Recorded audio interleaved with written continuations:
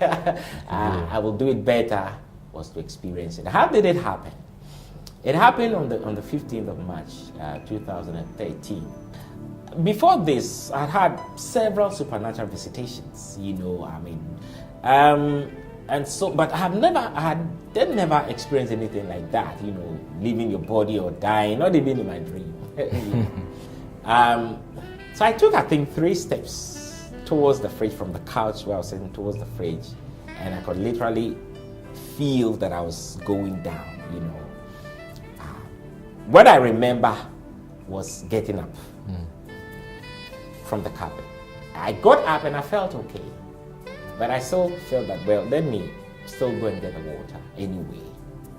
And something struck me, because I looked down on the carpet and a figure, was laid there, was still on the carpet. And I realized that was me. It was quite frightening, and let me be very blunt, I was scared. So, but this is me, because I was hearing, I was seeing, and the real me. So you were standing? Yes, I was standing. And I saw a figure still in this, just lying, motionless. In a very dead position, if I should say so. But I was caught up in stark darkness. And I checked the scriptures quite recently, and I saw that Jesus referred to hell as the darkness of darkness. Darkness. There's no darkness on earth. The worst blackout cannot compare to this darkness. Stark darkness. But strangely, and maybe for the benefit of this assignment, in the midst of the utter darkness, I could see figures, beast-like creatures coming towards me. Fierce looking, 6 of them, I counted 6 of them, coming towards me. And they were pulling a very heavy chain. All of a sudden, the demons with a shrill vanished. Then this light. And I tell people that whenever the Lord visits, there's an indescribable atmosphere of love. And then we began to walk through what I can aptly describe as a section, because hell is very big, a section of hell. And seeing people, being tortured, screaming and asking the Lord for a second chance. A lot of things the Lord showed me, and one thing was remarkable, that you could hear in his voice the sadness, how he felt. People, it's not his will that people should end up in hell. Yeah. Well, we got out of hell. I remember what he said, that he's about to show me a few things, and he wants me to write about them. He said, write exactly what I show you and what I tell you. That's why I limit myself to what he showed me, what he told me to write. Now, the book, page 23, chapter 2, says the revelation of the churches. Right. That's where we are going, the revelation of the churches.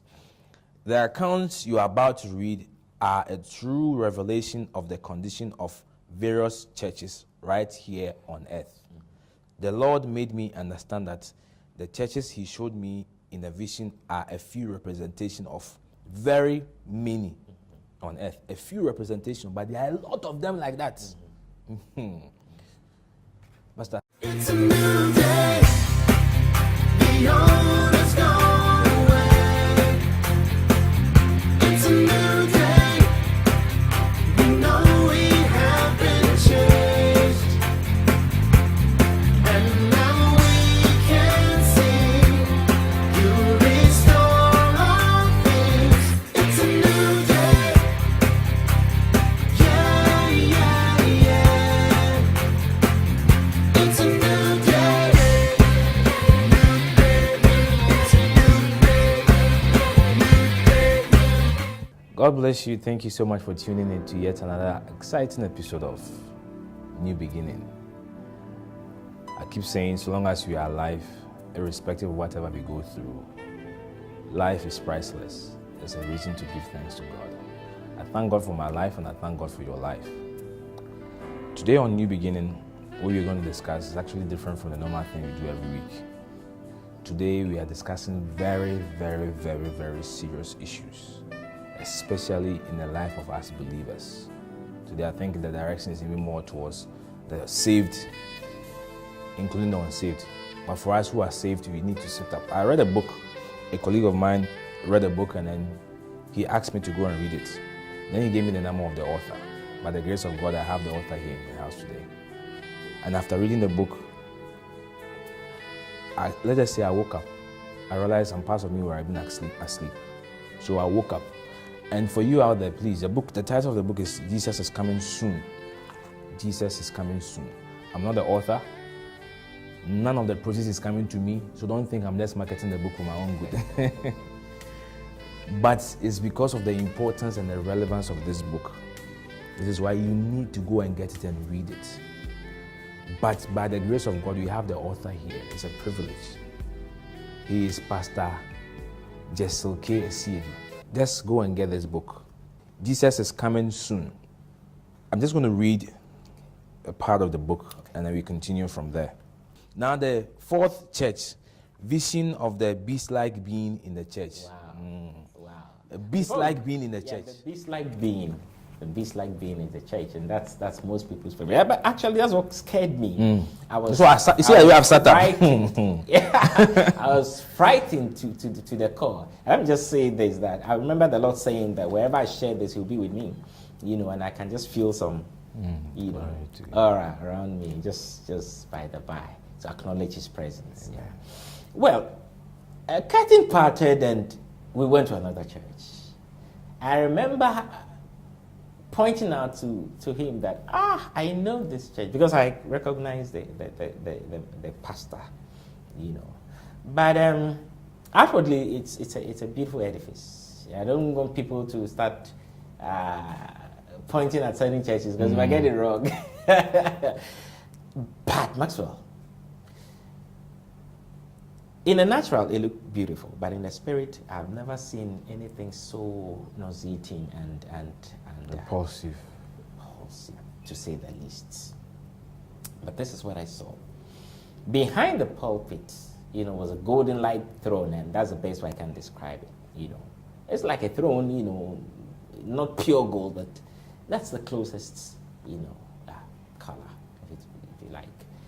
Now, but on the throne sat a being, a creature, and like a beast, really, but it had a human face. And where he sat, he had a complete human face looking, watching the congregation, I believe those, facing him. But again, on the, left side, of the head was another complete face.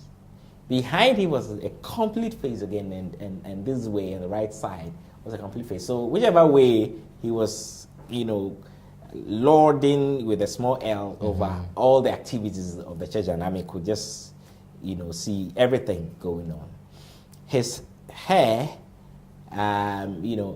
tiny, not hair, normal hair, but tiny little green-like snakes, and they were just, wriggling throughout.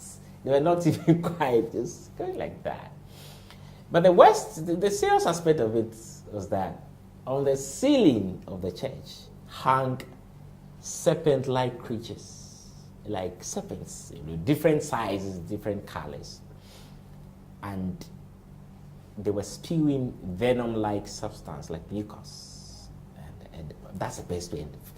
Forgive me if you're having a meal, continue your meal, but I mean, I have to live with it for the rest of my life, and bad.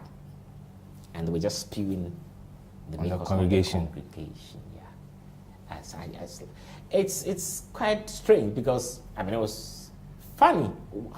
Couldn't they, at least, but it's a spiritual thing, so yes. Literally, physically, you can't feel anything. The other thing was that I noticed that a lot of the people in the church had certain demon-like creatures sitting either on their shoulders or even on their head, and some of them had inscriptions. And so it was a totally demon-dominated environment, but that's a church. And the other thing was that I saw two demons, giants, at the main entrance of the church, and they had crossed it with a huge chain, and it was as if once you entered, you couldn't get out. And then the pastor was preaching, and then whenever he spoke, tiny frogs would fall and they would disappear, and miracles would just be taking place. Like that. Signs and then- wonders. Signs and wonders. Mighty ones. And then the Lord said something, I quote him verbatim, said, son, Satan has a seat in many churches today. And always after every revelation, he say this. Remember, this is only a representation of many others in the church. So this one, is just one of very many, And then they said, those in the congregation said, they must be set free with my truth. And then a scripture comes into mind.